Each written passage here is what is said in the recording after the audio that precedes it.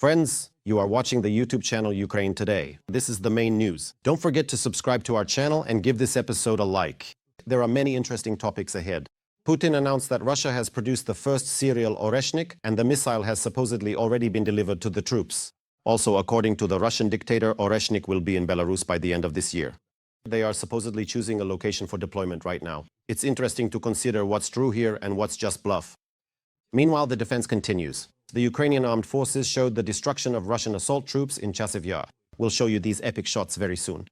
Taganrog was attacked by drones. Explosions were heard, combat helicopters circled over the city, and the Pentagon ordered a large batch of AMRAAM missiles for Ukraine and its allies. Meanwhile, Germany will gradually provide Ukraine with additional Patriot systems to strengthen the country's air defense. The main question here, of course, is how quickly this will happen. Our journalists will cover this and other events on the battlefield, followed by an in-depth analysis with military expert Roman Svitan. Russia has produced the first serial Oreshnik and it has already been delivered to the troops. This was announced by the Russian dictator Vladimir Putin. Putin also says that by the end of the year, the Oreshnik will be deployed in Belarus as well, where they are already looking for a location for it. The information about the occupation of the city of Chasiv Yar is just another typical fake. This was stated by the President of Ukraine, Volodymyr Zelensky. Today there were Russian fakes about Chasiv Yar. This is Russian disinformation. Brave Ukrainian units are steadfastly defending our strategic positions, and we are actively repelling every aggressive Russian attempt to advance in the crucial Donetsk, Sumy, and Kharkiv regions. Zelensky also commented extensively on the current evolving situation at the front lines. The front, especially the Pokrovsk direction, our units are holding all positions. Pokrovsk, Dobropilya, those are exactly the places where the fighting is most intense. It is important that our soldiers are destroying Russian sabotage and reconnaissance groups, small units that are constantly trying to break into the city and establish a foothold there. This is the Russian tactic, and our response to it is the destruction of the occupier. The armed forces of Ukraine have begun the most ambitious construction of defensive fortifications since the start of the war, according to the Wall Street Journal. According to the newspaper, the military is digging 3 anti-tank ditches, installing low-visibility barriers made of barbed wire with metal coils, and setting up dragon's teeth. The armed forces of Ukraine are carrying out engineering and fortification work along the main axis of the Russian offensive. And the point is that, at the moment, the Russian Federation is trying to expand the theater of military operations by seizing new territories of Ukraine that are not included in the Russian Federation according to the decree of the Russian dictator. Accordingly, the issue arises of strengthening engineering and fortification structures and building new defensive lines that will prevent the occupiers from carrying out their tactical and strategic plans to create so-called buffer zones in the Kharkiv and Sumy regions, as well as from breaking through into the Dnipropetrovsk region. The Russian occupiers have begun using rocket-launched Shaheds in their attacks on Ukraine. The rocket-launched version of the Shahed remains vulnerable to the Ukrainian air defense system. In fact, it is even easier to intercept. This rocket-launched Shahed emits a lot of heat, which makes it an excellent target for man-portable air defense systems with infrared homing heads. Although it is difficult to shoot down such a Shahed, it is still possible. Moreover, this type of drone is quite expensive, and Russia will not be able to fully switch to rocket-launched Shaheds. The substantial cost of these advanced engines can realistically range from approximately 40 to 50,000 units, whereas the standard Shahed 2 engine is considerably more affordable, typically costing about 15 to 20,000. Therefore, there can be absolutely no talk of the widespread mass production of these specific UAVs. Apparently, the Russian Federation is conducting test strikes in order to improve the tactical and technical characteristics. The aggressor country is allocating enormous amounts of money for drone production. According to Defense Express, 900 companies and 7,000 workers are involved in this effort. In addition, from 2022 to 2025, the Kremlin invested about $3 billion exclusively in the development of the UAV production industry. Next, we are joined by Roman Svitan, military expert and retired colonel of the Ukrainian Armed Forces. Roman Horovic, hello, pleasure to have you. Greetings, and I wish everyone good health. Likewise. Roman Horovic, so once again, Putin pulls out his hazel from his pants and starts threatening the whole world with it, and first and foremost, of course, Ukraine. He was already mocked by the Center for Countering Disinformation, who reminded, or rather clarified, why he didn't mention that at least the second and possibly even the third test of the Hazel ended in a flop. So what's the question here? Is the Russian military-industrial complex actually capable of putting this Hazel into mass production and launching serial manufacturing? And the second question is political. Why is Putin once again bringing out this doomsday weapon as his last argument at this stage of the war? Well, at the very least, is to emphasize during his contact with Lukashenko the transfer of the Hazel to Belarus. Why did he even start talking about the Hazel? He said that by the end of the year it would be in Belarus as well. Most likely Belarus is facing some problems in the near future, so they are also somehow anticipating them. This is not very good for the Baltic countries. So what kind of problems could there be? No one is going to attack Belarus, only in response perhaps, which means that at the very least some kind of provocations are possible. It's unlikely to be directed toward Ukraine, because Lukashenko knows perfectly well that the moment he so much as looks at us the wrong way, the entire Belarusian economy will shut down like the lights going out in a bathhouse. We can reach the Mosir oil refinery, it's only 40 to 50 kilometers away with our MLRs. Drones can reach Naftan, and as for Belaruskali, it could be taken out. And those are practically the three main enterprises in Belarus. The entire economy would come to a halt. He knows this perfectly well. So if there's any movement, it would be toward the Baltic countries, maybe parts of Poland. They wouldn't expect such an immediate and sharp response as they would from us. So this is a kind of warning in that direction. That's why Putin highlighted Oreshnik, which is most likely connected specifically to Belarus. Oreshnik itself is derived from the Topol-M missile. It's a good, solid, excellent missile, I would say. At one time it was produced. The production started back in the Soviet Union. This missile has good performance, meaning it's an intercontinental ballistic missile that carried out combat missions, and now its second derivative, which is already the Oreshnik. The first derivative is the Yars, so it's Topol-M, Yars, Oreshnik, and then Sarmat. R-24 Rubezh is Oreshnik, R-26 is Sarmat. So Sarmat didn't work out, it didn't work at all. Out of 7 launches, there were 6 explosions at the start. It couldn't even leave the launch pad. The same thing happened with Oreshnik. One launch was somehow successful. The second, they tried to send it at us. We saw all of this over the Dnipro. The third one went off course. In other words, there wasn't really a proper launch. They removed the missile from the launch, meaning it wasn't ready. And all of this is so-called pre-production testing. These are pre-production missiles of which Russia can, in principle, produce up to about 10 per year. Well, that's the maximum, and that's if all the companies involved in producing Oreshnik, Yars, and Sarmat focus exclusively on Oreshnik. Roughly speaking, if they abandon Yars and Sarmat and start working solely on Oreshnik, then they could produce about 10 of them a year. But all of these would still be pre-production batches. In other words, they definitely won't go into mass production. Maybe right now there is one missile almost ready, which could soon be tested again in a pre-production mode. The big question is, will it make it off the table or not? Will it launch or not? That's another question entirely. So, but nothing more than that. Although it's definitely not possible to dismiss the Oreshnik problem completely, and not just for Ukraine, but for Europe as well. After all, this is a medium-range missile. Its declared range is that of an intercontinental ballistic missile. They managed to get it there. The first launch reached up to 5,800, so it surpassed 5,500, and that's the threshold between a medium-range missile and an intercontinental ballistic missile. So they've entered the so-called ICBM category, moving out of the medium-range missile class. But in reality, of course, it's a medium-range missile. It can reliably cover 5,000 kilometers, and that's within Europe. It's not like with America. I mean, sure, it's only 86 kilometers across the Bering Strait to Alaska, but it won't reach the central states of America. This is about Europe. So now Europeans need to think about how to defend themselves against it. NATO countries do have a defense mechanism against this missile. For example, the US has a pretty good THAAD system. It can intercept at an altitude of up to 200 kilometers above the atmosphere. So it will intercept the Oreshnik even before the warhead splits, before the warhead separates into several rods. So this is exactly the THAAD system that needs to be requested, and at a minimum, you need a couple of them. Of course, it would be even better to have 3 or 4 THAAD systems. If Europe requests them from the US, they don't even have to buy them. Let's say they could be deployed on a rental basis to cover Europe with THAAD. And with such a setup, several dozen Patriot systems would be freed up. In other words, they simply wouldn't be needed, just like in Israel. When Israel deployed a single THAAD system, which, by the way, they leased from the Americans, they took 8 Patriot systems off combat duty.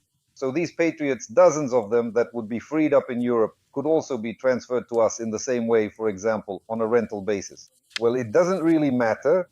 In other words, we could use this process. So this shaking up of the hornet's nest, we need to use it to our advantage. That is, in exactly this way. But for now, Germany is saying that it will transfer 2 Patriot systems to Ukraine in stages. And in your opinion, given the recent reports we have about the IRIS-T and the transfer of Patriots, how much has Ukraine's air defense strengthened today? There has definitely been a strengthening, and mainly thanks to the German deliveries. That is, Germany has taken on practically the lion's share of both the expenses on the one hand and the supply mechanisms because, for example, they took over the Swiss agreement, redirected certain items, resolved the issue with Switzerland, including covering Switzerland with their own mechanisms covering Swiss airspace. So it's not just by chance that the Swiss refused the 5 Patriots that were supposed to arrive starting next year. In other words, Germany most likely covered the airspace.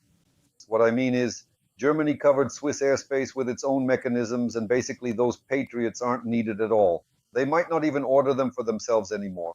So they'll hand them over to us and forget about them. This is also one of the mechanisms for how the issue could be resolved.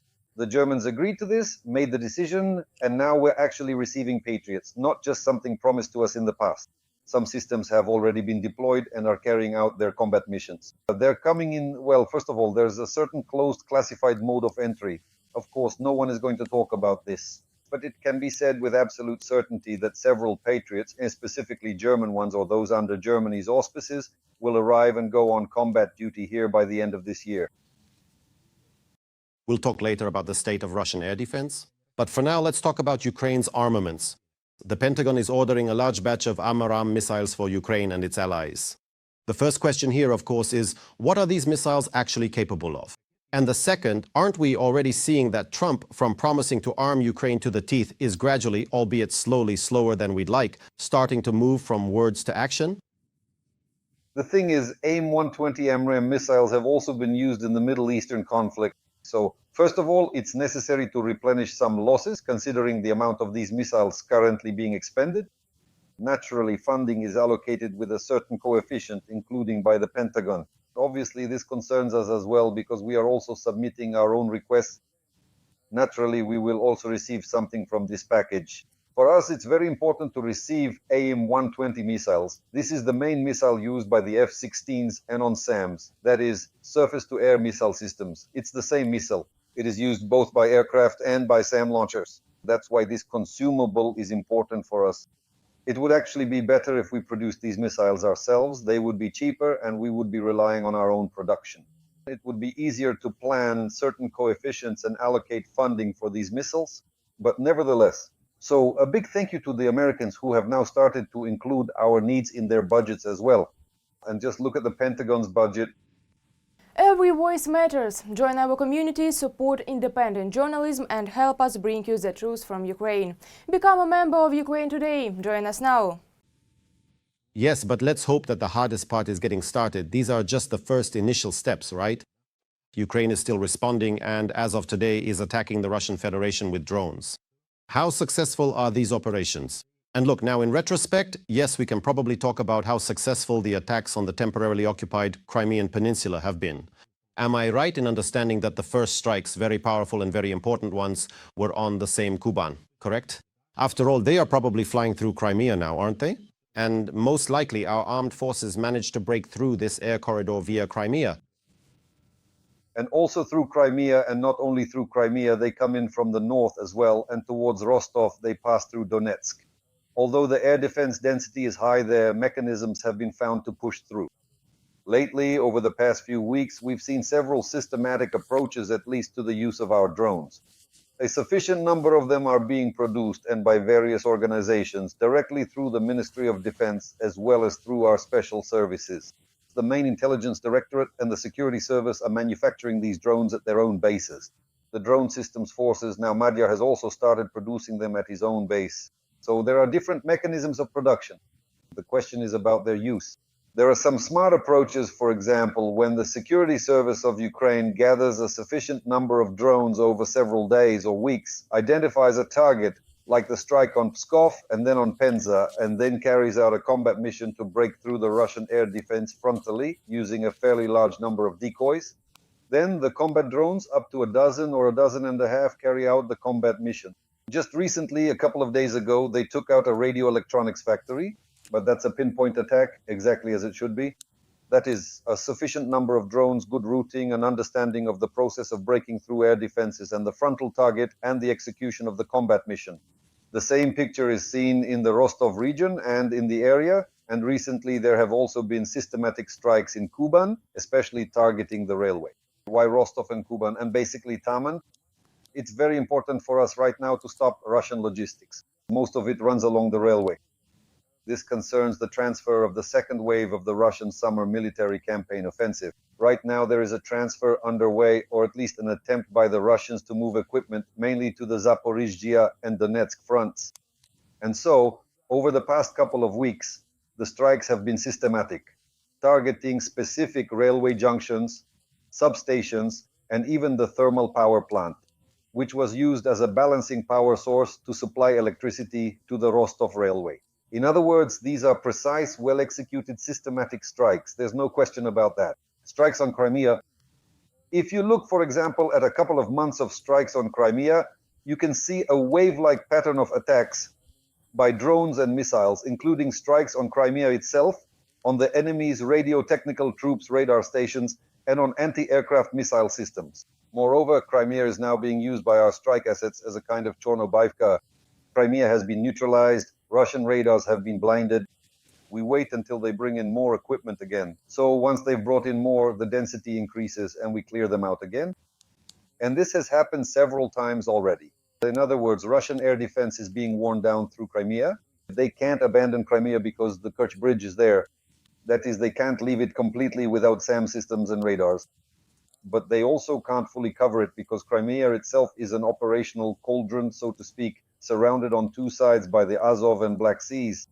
And this geographical feature of Crimea gives our long-range strike capabilities the opportunity to take out a large number of Russian troops. Much like in Chornobaivka, where, as we said many times, there were 26 or 28 strikes on Russian forces who kept coming and coming, bringing in more troops, even after being completely destroyed, but were obliged to do so for various reasons. That's why the strikes on Crimea are also understandable, although at the same time there are sometimes scattered strikes. It's not clear why. In other words, our target designation system still isn't working at 100% yet. We just have to take what we can. We have to take it. Well, for example, let's look at the security service of Ukraine. The SBU works precisely. Most likely, they have pilot consultants who specifically explain how to break through, how to get in, and how to carry out combat missions. They practically, just like they used to do with airplanes, that's how they're doing it now with drones. Right now, the main basic drone used by our special services is the AN-196, the so-called Lyuty from Antonov. Ours are producing it at other sites, though, already in Ukraine. It's very difficult. That is, they move the production. It's been paid for, or rather, some of Antonov's production is financed by Germany. 400 million euros were allocated just a couple of weeks ago specifically for this Lyuty, and the Lyuty fulfills its combat mission when the approach to target designation and route planning is done correctly and competently. Well, let's hope for an increase in strikes, yes, and we are still, all the same, waiting for Ukrainian ballistic missiles, which our officials are so tirelessly announcing, but in reality we haven't seen them yet. But for now, that's just a rhetorical question. We'll just have to wait. Let the occupiers be afraid and wait. Putin, meeting with Lukashenko today, declared the capture of Chasiv Yar without batting an eye. Is that really how he sees it? But the Ukrainian armed forces showed the destruction of Russian assault troops in Chasiv Yar. Obviously, the situation there is complicated. How do you see it as of today? And what is this practice the Russians have of taking on credit, so to speak, all Ukrainian territories? Quickly make a statement, report it, and then forget about it, apologize, and say that, in fact, the capture didn't actually happen. In Chasiv Yar, the situation in Chasiv Yar is really tough. I have friends from Donetsk there. They've been fighting since 2014, so I know the situation very well. It's an extremely difficult situation. The Russians have indeed taken control of part of Chasiv Yar, but not the entire city. That is, the main defensive lines where we can hold our ground are being held, including with long-range strike capabilities. Artillery has been brought in there, aviation goes in and carries out combat missions in Chasiv Yar. So things are not that simple for the Russians in Chasiv Yar, and it definitely won't get any easier for them. In other words, and as for why the Russians are jumping the gun and reporting the capture of some hills, well, they need to show at least some kind of result. Because summer has already practically entered its third month. That is, 2/3 of the summer have already passed. The Russian summer military campaign, as it turns out, should already be in full swing. But in reality, they haven't achieved any victories at all. Nowhere. And they have to report something somehow. Moreover, these reports might not even be generated at the Moscow level, but rather at the lower level. So, for example, there was an order to capture Chasiv Yar before a meeting between Putin and Lukashenko. They failed to take it, so they just milled around, stuck that Russian Aquafresh flag somewhere, checked in, sent a photo, and reported it to Putin. That's it, Chasiv Yar is declared captured. He's not going to go there to check it himself. Naturally, it looks like the task has been accomplished. Some general pins another snot to his chest as a medal, and that's it. But this has happened repeatedly already. You asked the right question. Why do they always claim these captures on credit? This has become a repeated practice, specifically among lower-level commanders. Several times the Russians have captured the entire Luhansk region and Bilohorivka in this way. Remember, they took Bilohorivka under control 3 or 5 times, and in the end, one of the commanders was even dismissed for this. When they realized that after the third report claiming Bilohorivka had been taken, no one could figure out how many Bilohorivkas there were in Luhansk region since it was being taken for the third time, so they dismissed the commander. So this really happened. And the reason I say that maybe the idea of capturing Chasiv Yar didn't actually come from Moscow, but rather from the people carrying out the orders at the moment, is because of this. They use this practice trying, on the one hand, to cover for their commanders or to report on the completion of an unfulfilled task. Or it could be the work of psychological operations units, KIPSO, that's also a possibility involving the top officials of the state. When nothing works out, for example, with Chasiv Yar, in order to create serious panic within the Ukrainian army, Russian psychological operations specialists try to take advantage of this opportunity. In such cases, even the top officials of the state are used for this kind of information psychological operation. Sometimes even without their knowledge, that happens too, sometimes even without their knowledge. So there can be many reasons for this. The reality is that at the moment there are heavy battles in Chasiv Yar, but we control Chasiv Yar and are not allowing the enemy to advance further toward Kostiantynivka. The main task of the Chasiv Yar garrison is to stop the enemy from advancing toward Kostiantynivka, as well as toward Druzhkivka, Sloviansk, and Kramatorsk. Right now they have a serious problem with water in Donbas. In other words, there is a real genocide happening there, genocide of Ukrainians living in Donbas. The Russians, the Muscovites, still haven't managed to organize water supplies to Donbas. Even the last Kanzonkivsky reservoir has now dried up. The last of its water was pumped into the Verkhnekalmius reservoir and sent through pipes to Donbas. That's it, there is no water in Donbas. The only way to supply water there is to seize the Siversky Donetsk-Donbas water pipeline, which starts in Sloviansk, goes through Chasiv Yar, through Toretsk, to Holivka, and then on to what's called the Kalmios reservoir in Donetsk. There are 4 water pumping stations along the way. The Russians have completely destroyed all 4 stations with long-range artillery. And even if they capture everything now, they still won't be able to supply water, but nevertheless, they will keep trying. In Chasiv Yar, in Toretsk, and then further movement towards Sloviansk. In other words, they will try to take control of this water pipeline. But it should also be clarified here that yes, it's not just the war that's to blame for the current drought in the Donetsk region, but also the usual theft and corruption of the Russian Federation and the Russian army. Because remember how a year ago they were boasting about how many millions, tens of millions, had been allocated for the restoration of the water pipeline. But that money was simply stolen by the Russian military and the local Gauleiters. And basically, they absolutely don't care what the Russian world will smell like or how this will affect the population. The main thing for them is to line their own pockets. Roman Grigorievich, thank you so much for taking the time. You clarified everything, put all the right emphasis, and shared your analysis. Let me remind our viewers that today our guest was Roman Svitin, military expert and retired colonel of the Ukrainian Armed Forces. See you next time. Goodbye.